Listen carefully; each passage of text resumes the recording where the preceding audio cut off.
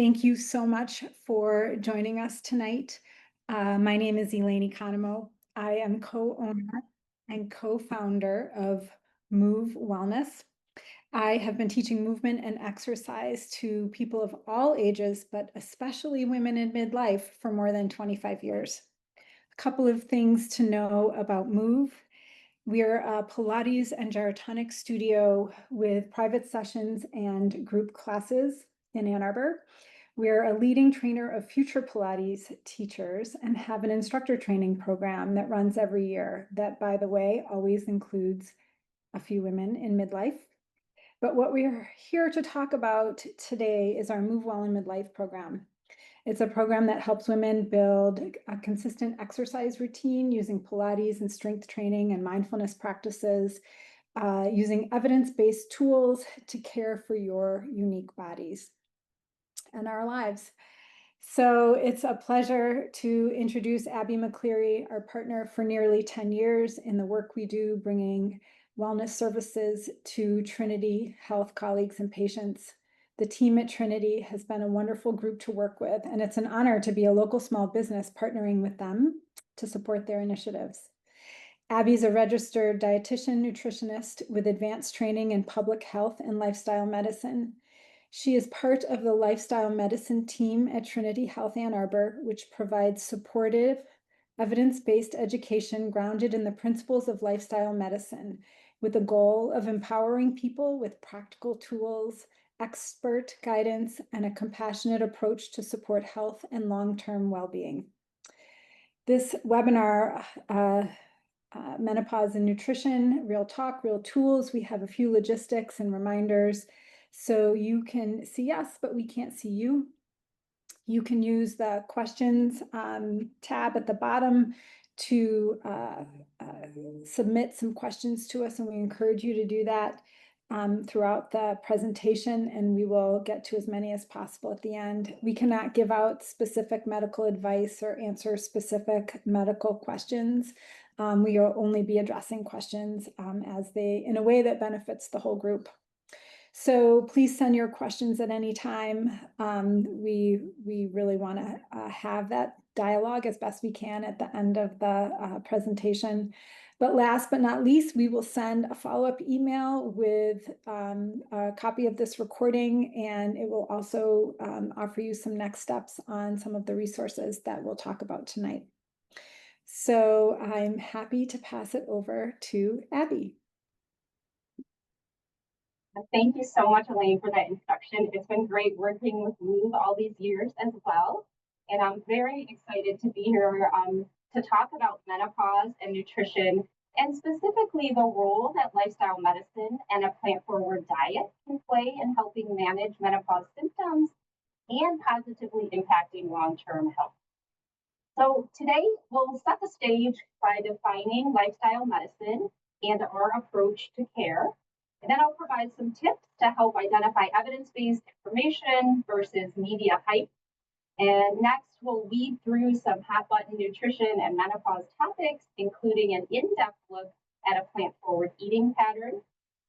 We'll discuss some strategies and provide some resources to help you turn this information into action.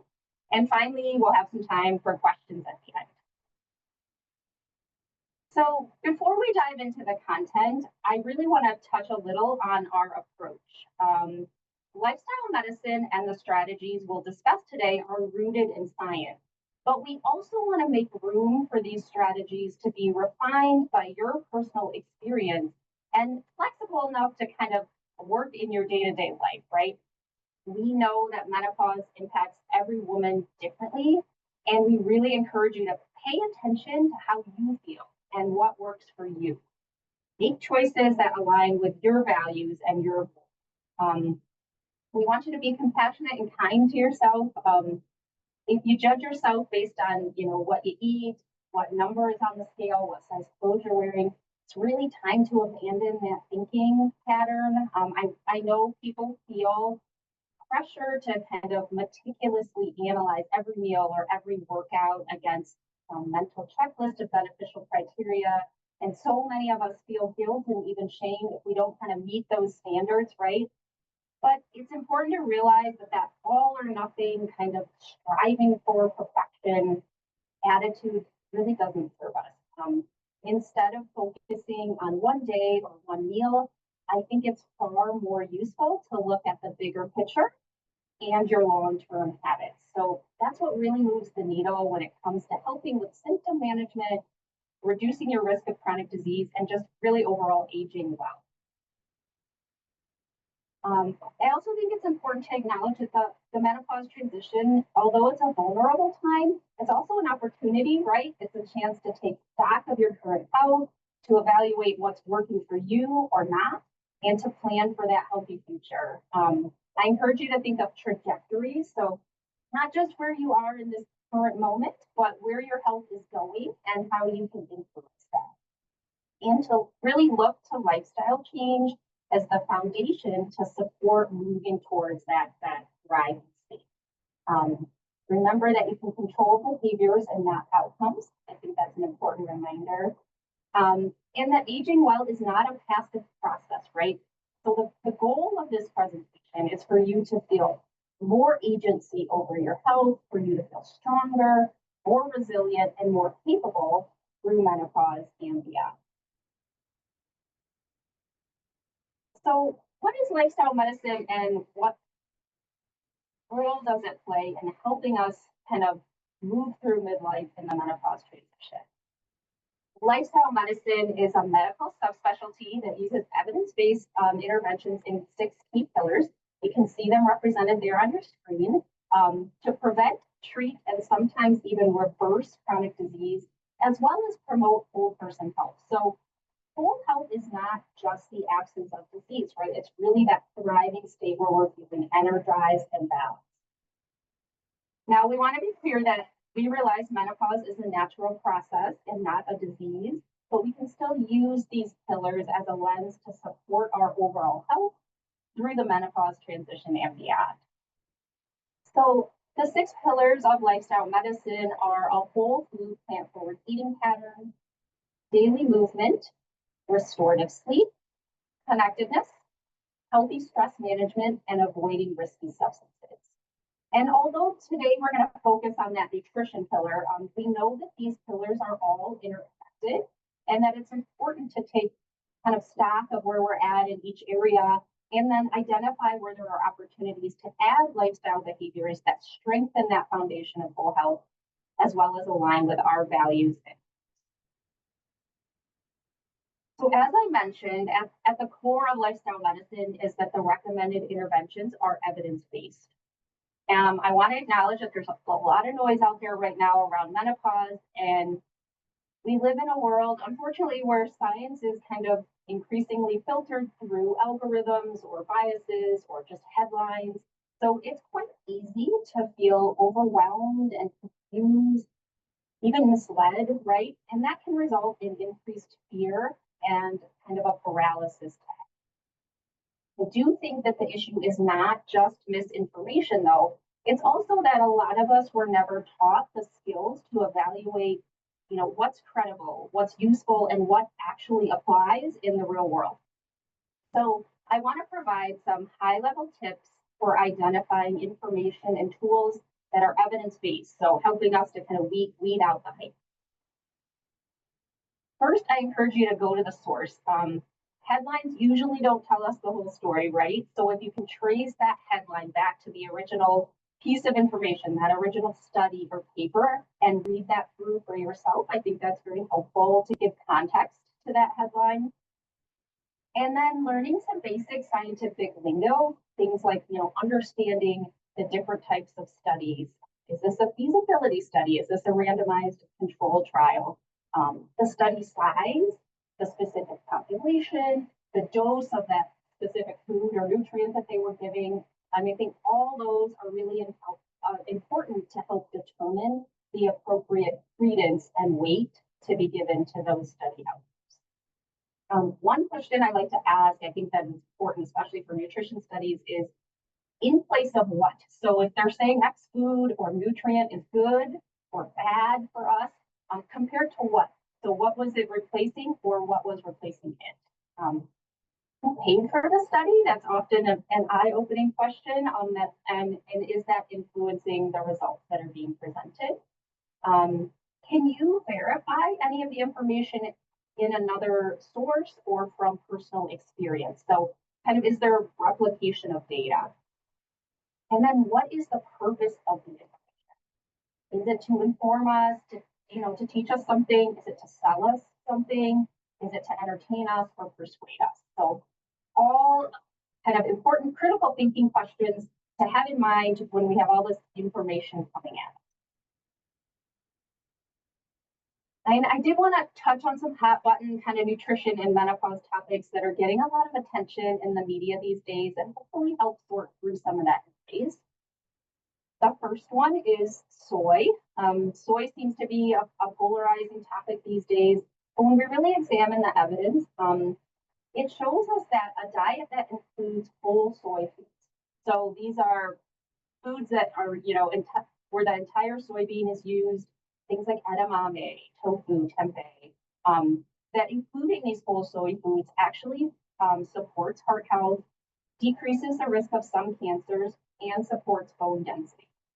And this is especially true when those whole soy foods are being consumed instead of red or processed. Now, specific to menopause, there's kind of mixed evidence around if soy can help reduce hot flashes or night sweats. The evidence is mixed here. It seems to, show positive results in some studies, neutral effects in others. And so again, an opportunity for you to really pay attention to what's working for you. But overall, including whole soy in our diet seems to be beneficial. Alcohol is another topic that we're hearing a lot about lately. The messaging around alcohol is shifting from it being something that you can safely enjoy in moderation, that may even have heart health benefits, to the message that alcohol may pose more risk than benefits, even at low doses. So, what are some things that women in midlife and the menopause transition may want to take into consideration when choosing if they like to include alcohol in their diet? I think the first thing is sleep disruptions, right? We know that poor sleep is common among women during menopause and the menopause transition. And it worsens almost every symptom. We think of like brain fog all the way to blood sugar control, right? And although we think of alcohol as maybe helping us fall asleep, maybe a glass of wine or two before bed and we feel sleepy. But once that sedative effect wears off, we tend to wake up, right? So alcohol is a sleep disruptor. So if you choose to drink alcohol, you could consider shifting the timing to farther away from bedtime to help you minimize those sleep disruptions. You could also experiment with how quickly you consume the alcohol. So the same amount of alcohol over a longer period of time, just to give our body more time to metabolize it.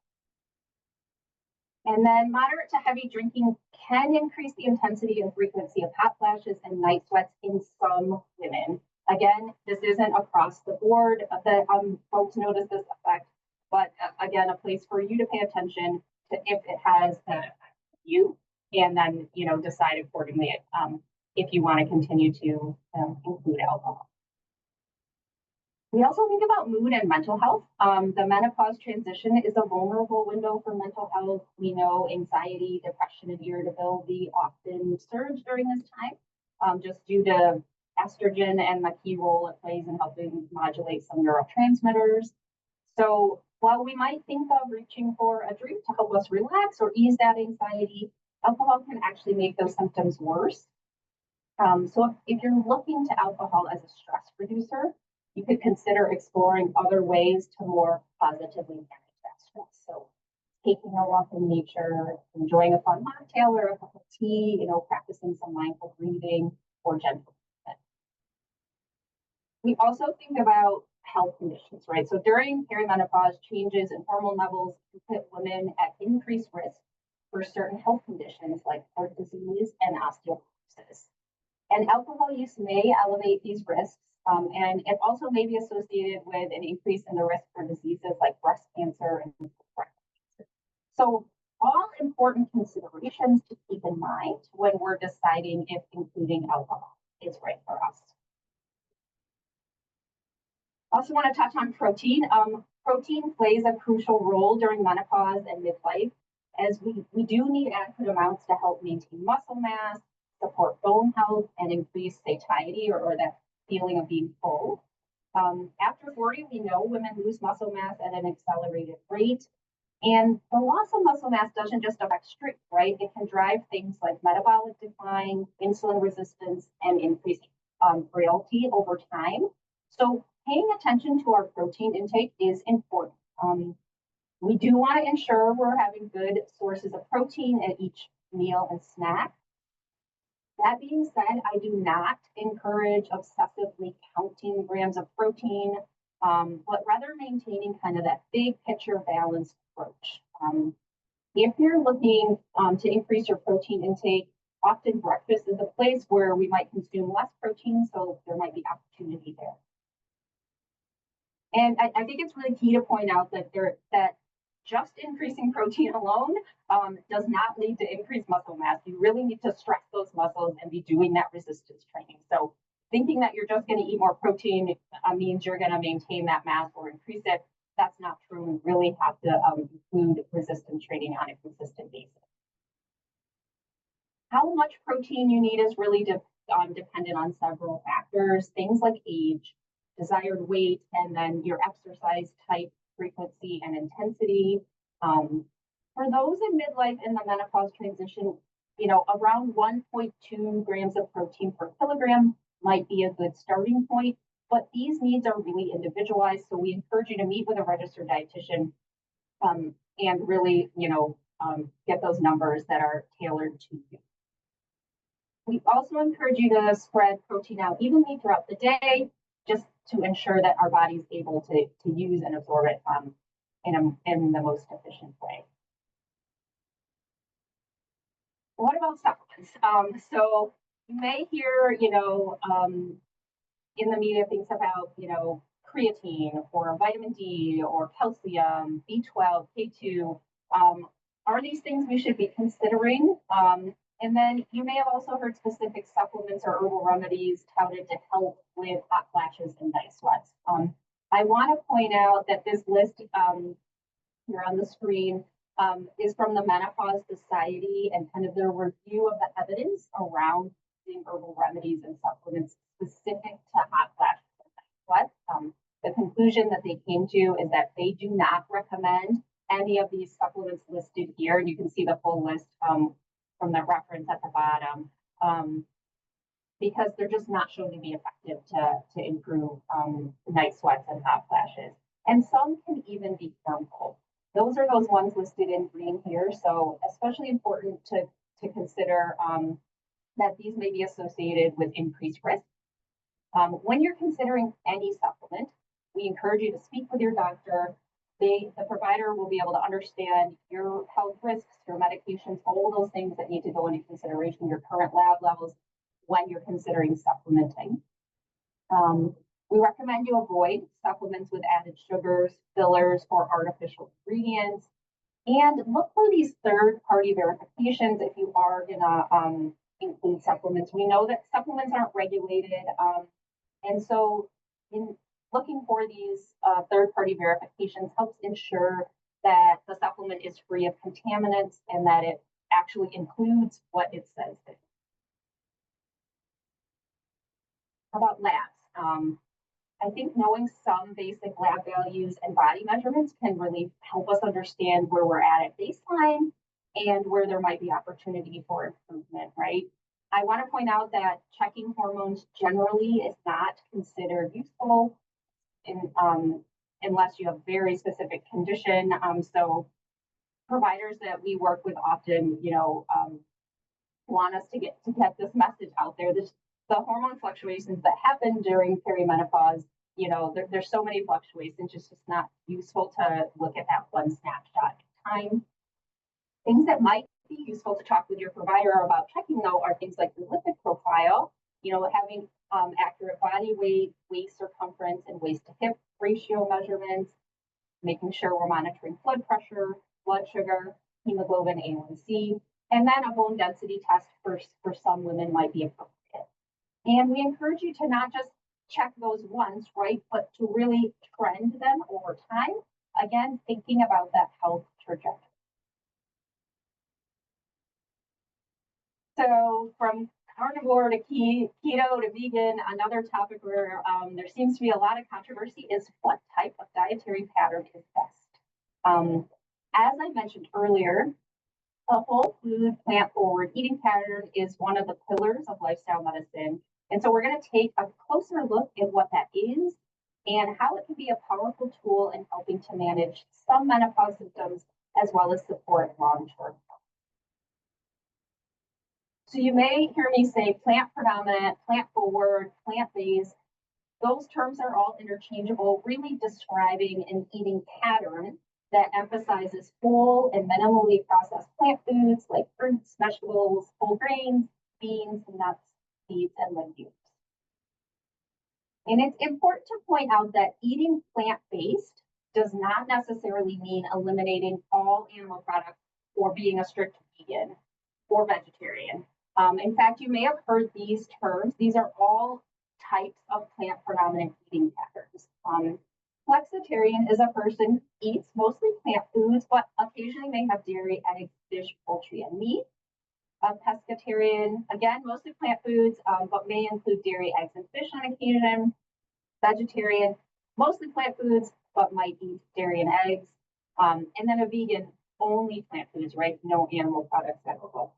And then we have a Mediterranean style diet. Again, emphasis on plant foods, fruits, veggies, whole grains, nuts, olive oil, along with moderate amounts of fish, poultry, and dairy. So although there are some differences in these dietary patterns, overall, the idea is to include high quality foods that will promote health and mitigate chronic disease risk. And so what they all kind of have in common, right, is that they focus on plants, they're high in fiber, they have good plant diversity, and we don't see a lot of ultra processed foods. If you're considering this type of eating pattern, the most important thing is to choose a pattern that aligns with your goals and values and one you can stick with. When you adopt a plant-forward dietary pattern, you really do shift a number of important risk factors in a favorable direction. So we think of things like blood pressure, glucose levels, blood lipids, inflammation, so which puts you at that lower risk of developing chronic disease, of having a heart attack or a stroke, put you at a lower risk for developing certain types of cancer and long-term neurological conditions. And at the same time, this way of eating is very good from a satiety standpoint, right? We feel full and satisfied when we eat this way. It can also support mental clarity and improve sleep and energy, which can be especially important during menopause transition. So when you look at this list, I want you to look at it and think about which benefits resonate with you and how those benefits align with your goals and values. So why choose a plant-based diet during midlife and the menopause transition? I think the answer is really twofold, right? So one, to help with symptom relief, but two, to really reap those long-term health benefits. So there is some evidence to suggest that including more plants on our plates may be associated with fewer menopausal symptoms. And we know there is robust long-term evidence to support this type of eating pattern for our long-term health. And again, that reduced risk of chronic disease. This is especially important during the menopause transition because those changes in hormone levels that occur during this time can put women at an increased risk for certain health conditions like heart disease and osteoporosis. Also, women experience adverse changes in their lipids, their body fat distribution, metabolic syndrome risk, and vascular health over the menopause transition. So this is a really critical time for monitoring those changes, as well as implementing early intervention strategies. Women may also experience symptoms of menopause like hot flashes, night sweats, and difficulty sleeping and brain fog, and they might look to diet and other lifestyle interventions to help make those symptoms more manageable. So now that we understand why adding more plants to our plate is beneficial, we want to focus on how to actually make this work in our real life. The first thing I want to point out is kind of highlight is we want you to focus on what to add to your plate, right? Shifting your mindset away from bad or restricted foods and instead all the yummy foods you get to add. So we encourage you to gradually experiment with new foods and recipes over time and really find what flavors and textures you enjoy. And one component of a plant-based diet that seems to be associated with lots of these positive health effects is fiber, right? The evidence suggests that increasing fiber can help, with everything from, improved satiety, so that feeling of being full, decreased cravings, again, lower rates of cancer and chronic disease, better blood sugar control. It feeds our good gut bacteria, right? Which supports immune function and reduced inflammation. And because fiber is found only in plant foods, when you emphasize adding more plants to your plate, you're automatically increasing your fiber. If you choose to do this, we do encourage you to kind of go low and slow. Take your time, right? Your body might take a little bit of time to adjust. So doing this in small incremental kind of stages can really help give your body that time to really adjust well. Something like adding 3 to 5 grams per day above your baseline, trying that out for a week, noticing where you're at. If you're feeling good and you're ready to go up, a few more grams a day, great. If you need to hold steady there for a while, that's fine too. Just, notice how you're feeling as you increase your fiber gradually over time. Another important thing is that fiber requires adequate food intake to do its job. So we want to make sure you're getting around 8 to 10 cups of water or fluids a day.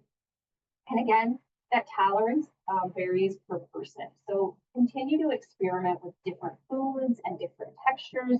Some people find that, they tolerate cooked foods better. Some people find they tolerate raw.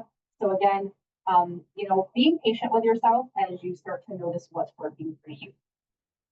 And then plant foods contain a mixture of different types of fiber. So including a variety of plants in your diet is a great way to ensure that you're getting adequate fiber all those different types. Speaking of variety, you may have heard the term, eat the rainbow. We encourage this. Eating a variety of colorful plant foods is important, right? Because all the different colors indicate different nutrients and vitamins and phytochemicals that are beneficial for our overall health. And we know that by consuming that wide range of colors, right, we're making sure our body's getting that diverse array of nutrients that it needs to really thrive. A quick color check, as I call it, on your plate can be a helpful way to kind of get a baseline of where you're at and strategize around how to add more and maybe even set a goal for yourself during the week about how to increase those colors at each meal. And then experimenting with different flavor profiles can keep our meals interesting, right? A great way to do this is to explore different herbs and spices. Not only do they make our meals more delicious, but they're also high in polyphenols, which are plant compounds that are known for their antioxidant and anti-inflammatory qualities. We don't want to just think about what's on our plate, right? Also, what's in our cup. We know adequate hydration is really crucial for all of our bodily functions. We encourage you to drink around 8 to 10 cups of fluid a day. If you're somebody who gets kind of bored with plain water, you could think of switching it up by adding some frozen fruit or some citrus slices or some herbs. Also, keeping a water bottle with you during the day can be that visual cue to help keep you on track for your hydration. So when you're making these kinds of changes, again, evidence supports a gradual approach. So I think about this as kind of dipping your toe in, going in waist deep, or diving all the way in. So step one might just be thinking about the plant-based meals that you've already made and really enjoy, and how to include them more frequently in your meal rotation. Step two could be, going in waist deep, adapting some of your favorite recipes to include more plants. So could you add beans and salsa and avocado to the tacos that you already love? And finally, diving all the way in, starting to explore new plant-based foods or new recipes to kind of diversify your meals and improve your overall health. And it's important to remember to keep this fun, right? And you can transition at your own pace, so no pressure. If you're looking for recipe ideas or strategies for adding more plants to your plate, our team has a really great resource. One of the dietitians on our team, Kelly Wilson, leads this fabulous Cooking with Plants series. It's free for everyone. It's a virtual monthly demonstration style cooking class. It's really to help with kind of the how to get more plants on your plate in a really approachable, time friendly, budget friendly, and delicious way. Um, Classes are designed to really break down the basics of cooking with whole plant-based ingredients. Um, they cover things like how to chop vegetables more efficiently, how to stack your pantry, how to prepare a quick, nourishing meal when you only got 20 minutes. So all the classes are recorded too. So if you missed the live session, Kelly sends out an email with the recording link as well as the recipe she demonstrated. She also curates a really great website with additional resources and recipes. So this is a really great resource to check out if you're interested in kind of the how of getting some yummy plant foods on your plate. Again, it's free for everyone. You can use this QR code to register. The only reason you need to register is so that we see that meeting link. This is another resource I want to highlight. Our team is not affiliated with this website at all, but we've reviewed the content and we think it's really great. It's to help you develop cooking skills kind of tailored to your individual health goals and skill level and food preferences. It's 100% free. It's all online and the recipes are all plant-based. So another good resource to have. They have some really well done videos that are short but really valuable content. This site was developed by the creators of Ruby. If you've ever checked out that website before, you know that that's really high quality. So one thing I think that gets lost sometimes in the conversation around nutrition is that food should bring us joy, right? It's supposed to be pleasurable. And food is woven into our memories and is a really powerful way of sharing who we are and what we love. So I really like to touch on this concept of food as connection because it highlights the powerful role that food plays in connecting us to our families, our cultures, our traditions, and how food is a tool for bringing people together and influencing our well-being. So we want you to bring back some joy to eating, right? Eat with friends and family, make a meal you love and share it with those loved ones. Be present during meals, set aside your electronics, notice your senses while you're eating, how the food smells, how it tastes, how it looks. And this Recipes for Connection book that's linked here is a free online resource, and it's really great for sparking ideas for how to kind of gather around. So if you're thinking, this all sounds great, and I want to start adding more plants to my plate, how do I do that in a way that's kind of sustainable long term? So what are some evidence-based tips for starting and sticking to a new behavior? Years of research and behavior change shows us if we want to form lasting behaviors, we need to start easy. So again, breaking away from that traditional all or nothing approach and instead focusing on small, manageable steps that align with our personal values. Research also shows that connecting new habits to existing ones is really helpful for making those new activities stick. So if you have a habit that's already kind of in your routine, right, you could strategize around how adding the new habit that you're looking to have kind of stack with that.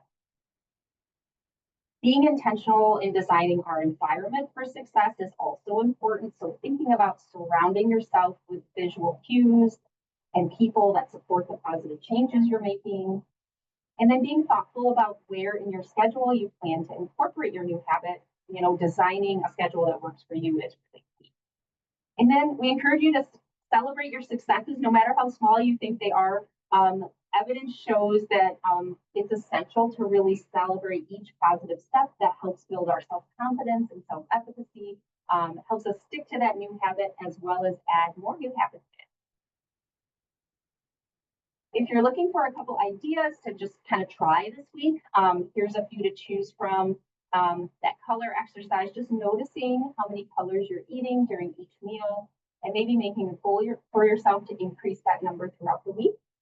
Bringing back the joy to cooking and eating, so making a meal that you love and sharing it with people you care about. And then again, being present during meals, so engaging your senses, setting aside electronics. If you're looking for further support, here are a couple just online resources that are evidence-based that I think do a really good job of curating current information in an approachable way. Of note, the Menopause Society does have a search function. So if you're looking to find a certified menopause practitioner, you could go to this site and they can help you locate a practitioner who's been certified in menopause. Okay, now I'm really excited to talk about this Thriving Through Menopause and Beyond series. This is a new series for our lifestyle medicine team that we're launching on July 14th, so just a few weeks from now. This is a 5-week virtual class series. So classes are held virtually each Monday from 5:30 to 6:30 for 5 weeks. And it's really for anyone who would like evidence-based support navigating through menopause and beyond. So really using lifestyle medicine as a lens here. So these classes are really grounded in the principles of lifestyle medicine and designed to empower participants with practical tools, expert guidance, and a really strong sense of community to move through menopause with confidence. So we'll take a deep dive into each of the pillars, including the plant-forward diet, restorative sleep, regular physical activity, stress management strategies, building supportive relationships, and avoiding risky substances. And we'll really focus on evidence-based lifestyle interventions and practical tools that can, help mitigate common menopause symptoms, as well as just reduce the risk of chronic conditions, boost our metabolic health, improve our energy, and our overall quality of life. I'm really excited for this. I'll be the instructor for this class, so if you decide to join, you're gonna have to see me again. I want to point out that each class is billed to insurance. The QR code on the screen will take you to our event page. It has more details about the class as well as how to register. It also provides information about the code that we use to bill insurance for these classes.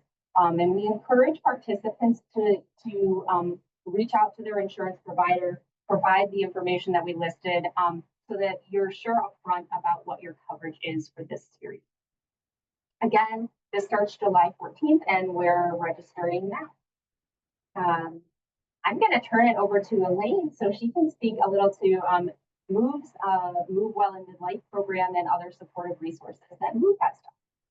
Sure. Thank you, Abby. I have some questions. Looks like there are more questions coming in that I'll take a look at. But first, I'll just tell everyone so we can sort of wrap up and get to the question page a little bit about Move Well in Midlife. It is, as the slide says, a 6-week movement program. I created the program because I wanted to help, as Abby mentioned, move through the noise of everything you see out in the world, whether you're on social media or you see it in your news feed. It's really wonderful that menopause is receiving so much attention and there's so much conversation about it. But I was getting confused about what I should do and what I needed to do and what was I doing that mattered. And so we really took a look, and from what we already know with our work in teaching Pilates and also gyrotonic, I am also a menopause coach, so I have that certification, really understanding how to help women take a look at their own unique experience of menopause and the world and your own unique body, and put together this rhythm for 6 weeks of helping you move in a way that will support your goals. So it's a twice a week in the studio program. You have a third recorded class that you can do on your own time. We do a coaching call to begin the program so that we understand what your goals and needs are and anything that you're facing that we might be able to help you with your posture or any injuries. Then we give you some homework. So you have 3 to 5 exercises. We really tailor that to your unique situation. We've had women come through the program that say, I don't have any time to do anything every day. I'm going to show up for the classes and do the best I can. And we sort of work through how to take a couple minutes of mindful breathing during the day just to help start to notice and calm your nervous system. So a little bit of homework every day, 2 classes in the studio, and your recorded class. And that's a 6-week program meant to sort of build the cadence, the consistency and frequency of exercise, and start to load your tissues so that you're ready to continue to your strength training, your mobility training with Pilates, and enjoying your body and your life. So we have 2 series coming up in the fall. One starts September 8th, one starts October 27th. We don't have class on Thanksgiving. They run on Monday and Thursdays at 5:30. So those are on the Move website. You can use that QR code to get linked there. They're all ready to register. I only take 6 people at a time in each cohort. At this point, we don't have any online opportunities for the course, so come see us in the studio if you can. So I am going to, so one question for Abby. I thought it'd be great to answer some questions. What I appreciate especially about Abby's presentation is that this is such an uncertain and unpredictable time in our lives. It feels like there's a lot that's happening in our bodies that's uncontrollable. So this opportunity to vision how we want the next 10, 20, how many ever years we're here to look like, what we would like to do with in our life, how we want to move, how we want to engage with the vitality that we have for our life is something that we have some agency over. We can't control necessarily because the symptoms of menopause and the symptoms our bodies are so unique. We can't always control the outcomes, but we can control the behaviors. So what I heard Abby say is, as you're making these health changes, to listen to your body. And it's one of the things we talk about all the time at Move. And so she was talking about fiber and increasing your fiber slowly, listening to your body and how it feels and reacts and responds. If you choose to drink alcohol, listen to your body and listen to see what it feels like when you do and when you don't, and make some choices that will give you the agency to live your best life at this point. So I really appreciate Abby's presentation, and let me get to these questions. So the first one, Abby, these are all for you. Well, so far they're all for you. Is can you repeat the protein recommendation? I think you said 1.2 grams per kilogram of body weight, right? Ideal body weight. Is that right? Yep, that's a really good starting point. And some people are getting these, if you're out on social media or anywhere, you get these really high, like 1 to 2 grams of protein per kilogram of ideal body weight. So people are getting these really incredibly high recommendations. Can you talk a little bit about how we should make the choice of where we land in that scope? Sure. Yeah, I think that 1.2 grams per kilogram is a good starting point, right? But as we've been speaking to, it's individualized. And so one strategy would be to meet with a registered dietitian if that's available to you. I think that, you know, we're trained to look at the whole person and make that determination. Kind of hard to give a blanket recommendation just because this stuff is nuanced, right? I think that's a lot of what gets lost in the headlines is there is nuance to this. And so we want to make sure that we're capturing that. That being said, the resistance training piece, and Elaine, I know you can speak more to this, is an important piece. It has to go with increasing protein, right? If we want to see that maintenance or growth of muscle, we can't just eat more protein. We have to be stressing those muscles with resistance training. So I think that's the other component that's really important to remember. I don't know if you have anything to add there.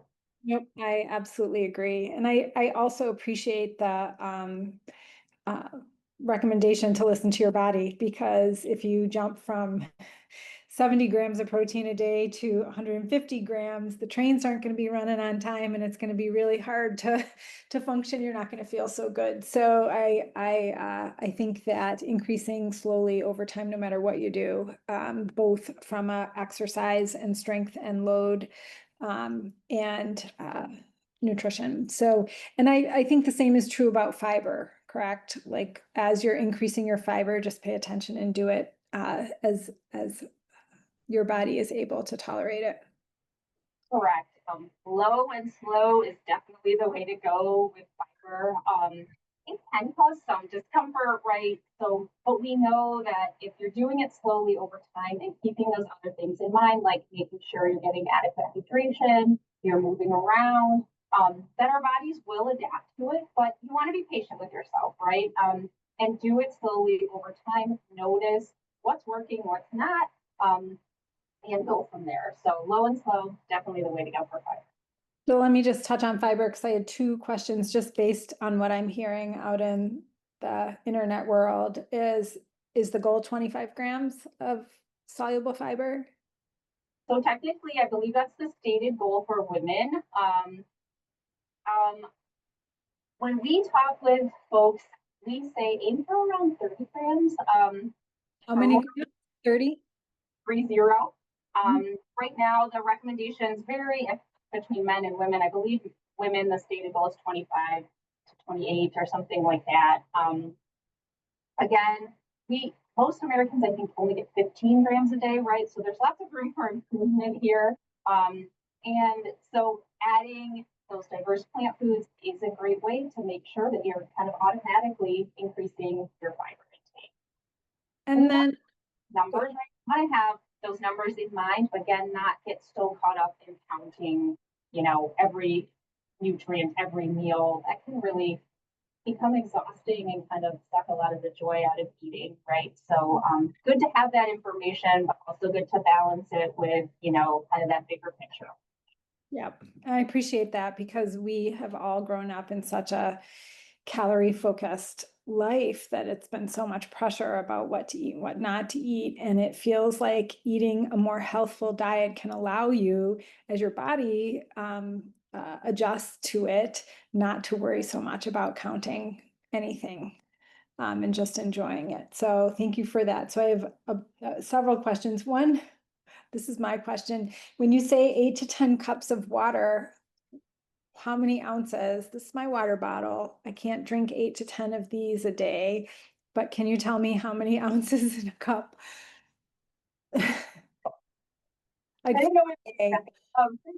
Yeah, 8 ounces. 8 ounces is in a cup. Okay, so like a literal cup, like a literal cup of water. Okay, yeah. Yeah, not like yes, I hear you now. Like different water bottles are different sizes, different cups are different sizes. We're talking about an actual cup. You're talking about literally a cup of water. Yeah. Okay, that's great. Thank you. So then we had a great question about creatine. And if you recommend, if you have any observations or recommendations for creatine supplementation. I will say creatine is one of the most studied supplements, and it has a great safety profile.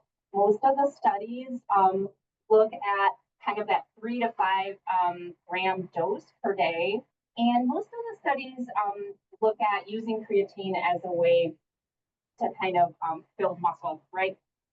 More recent research has started to explore if there are any benefits for creatine in brain health. I don't think the evidence is there yet, but it's really exciting to think about and to kind of keep our finger on the pulse of where that research is going to go. I know there was a recent feasibility study that came out that was looking at creatine related to cognitive decline and Alzheimer's. Again, kind of knowing that lingo, this was a feasibility study, right? It wasn't designed to show cause and effect. It was kind of designed to kind of let the scientists know, are they looking in the right direction, kind of, and then lead to kind of those bigger, kind of more randomized controlled trials, right? So those feasibility studies really a way to say like, hey, is there something here? Should we be investigating this more? They saw some good outcomes. I think there was some statistically significant kind of changes in some of the memory studies that they did with these Alzheimer's patients when they were using high doses of creatine. So a lot of the research, like I said, is in that 3 to 5 gram range. This was 20 grams a day, I believe. They were giving these patients, and again, it was a feasibility study, right? So they're thinking like, is it possible to give someone this amount? How do they tolerate it? And is it going to have the outcome that we're expecting? But again, I don't think the evidence is clear yet if we should be recommending creatine for brain health. But exciting to really watch and see where that research goes. Great, thank you. And I love that you talked about the third-party certification for supplements. As a fitness professional, we don't talk about, it's against our scope of practice to talk about supplementation. But I personally really appreciate all that I've learned through working with your program about that third-party certification and how important it is. So it's something I tell everyone I know personally about buying supplements that are NSF certified, and that's the one I most often see. And they do have some really great supplements, and I take a creatine one. So they did not pay me to say that. So yeah, supplements can be a little bit of a wild, wild west. So you want to make sure that if you're choosing to supplement, right, that you're really getting, it in its purest form without any contaminants, and that it actually contains what it says it contains. So those third-party verifications are a nice kind of tool to make sure that, like I said, we're getting a supplement that is high quality. Yeah, that's great. So Debbie asked if we're sharing the slides, and I think the answer is yes, correct? We're going to share. Are we able to share your slides in the email we follow up? Yeah. So yes, Debbie, we will get to that. Question about your program, Thriving Through Menopause and Beyond. Does Medicare cover it?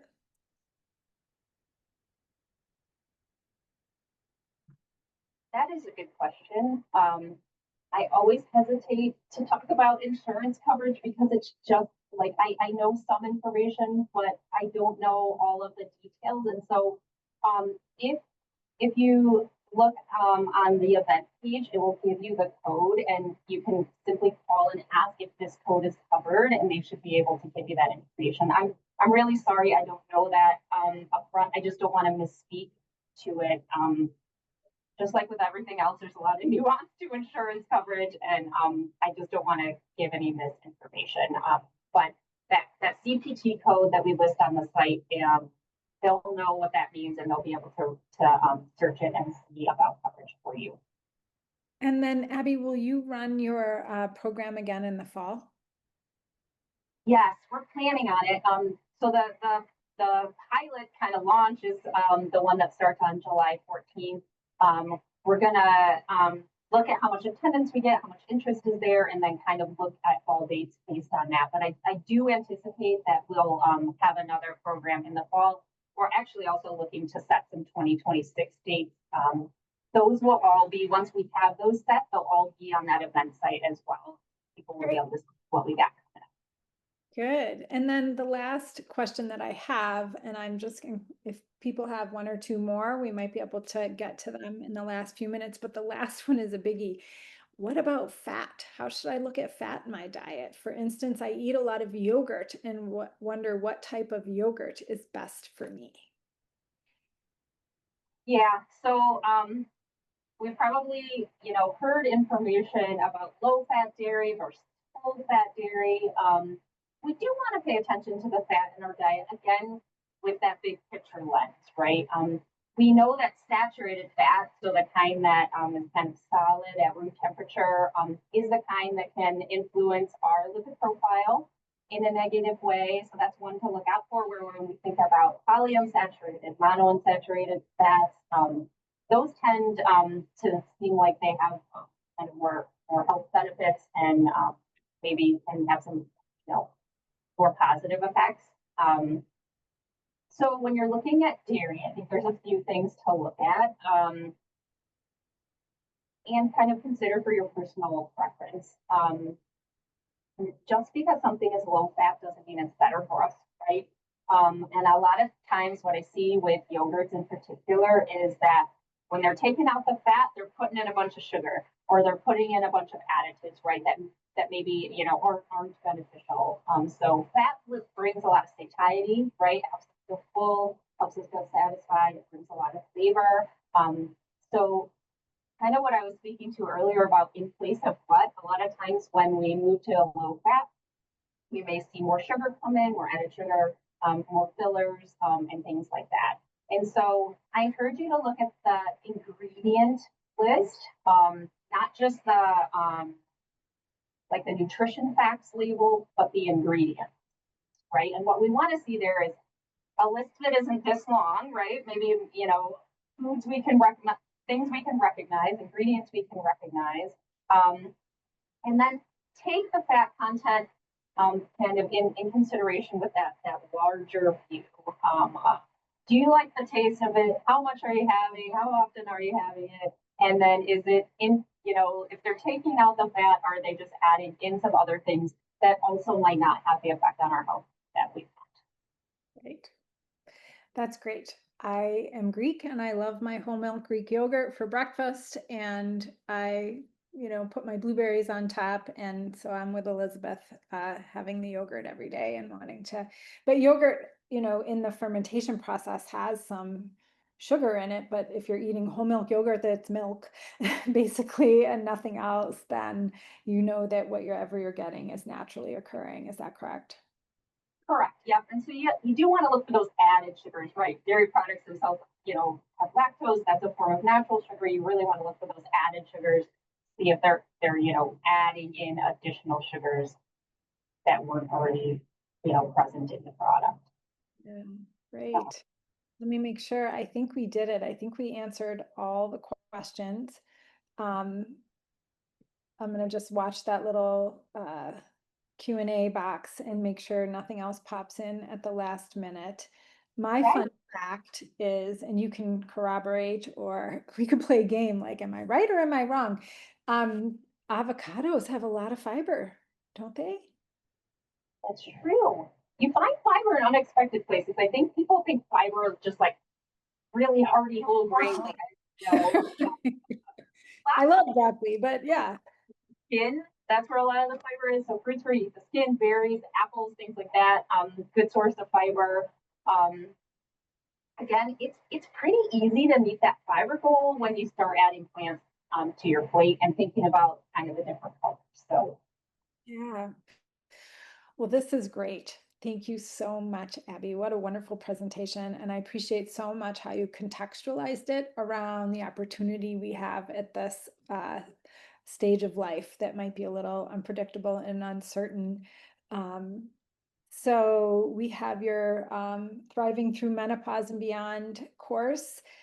We have our Move Well in Midlife course. Everyone who's attending here will get a copy of the recording. You're welcome to share it with anyone you know, your friends and family. We want to elevate the conversation around menopause. If there's anything else you want to hear about from us that we can help educate about, you can feel free to let us know. But otherwise, I'd like to say thank you for but coming. in the And slide, I didn't show it on the screen, but at the end of the presentation, that has our contact information. So it has Move's contact information and the lifestyle medicine team's contact information. So when you send out that slide deck, people will have access to that, and it gives our email address. You're welcome to reach out if you have further questions. yes, absolutely. All right, everyone. Thank you very much. Have a lovely evening. Thanks.